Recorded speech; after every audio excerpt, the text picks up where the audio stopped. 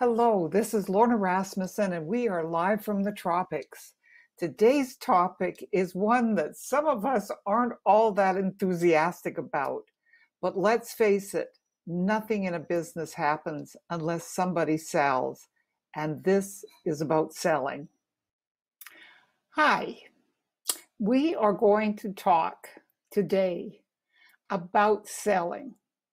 This is a topic we're going to come back to over and over again. My name is Lorna Rasmussen, and I'm speaking to you from my office in Costa Rica. Sales is a subject that people either love, and that would be about 3% of you, or they hate, and that would be about 97% of you. And the reason that people don't like the concept even of selling is that they're uncomfortable with themselves as salespeople. And that's what I want to talk about right now and probably again next week. Let's talk about what people think about selling and what it is. And most people's thought is that if you're going to sell something, what you're doing is convincing a stranger to buy something they don't want. And the image they conjure up is the guy with the cockeyed toupee and the plaid shirt and check pants who's trying to foist upon them a used car that they're not interested in buying. In other words, it's somebody that they've had maybe an encounter with in a store, or they've had come to knock on their door in a door-to-door salesperson. I literally one time had door-to-door salespeople come in to my mother's apartment. She wasn't there, and I was looking after her apartment, and I could not get them out. I almost got to the point where I called the police. And that's my image of selling. I thought that's what salespeople did. So wouldn't I have a pretty negative attitude towards sales? Absolutely. And so what I want to share with you today is a way to think about selling that's different. I want you to look at sales as something that is a giving profession. It's a serving profession.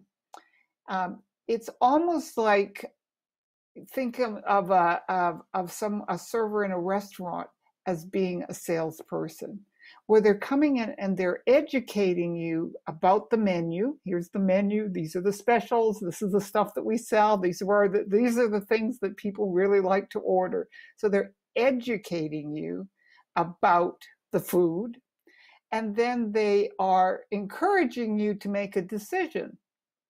So this is how I spell sell. S stands for show. I've got to show this to you. I've got to show you the products that I have. I've got to show you the system that I use. So I'm going to show you. And we're very used to going places and having things shown to us online, for instance. So it's showing.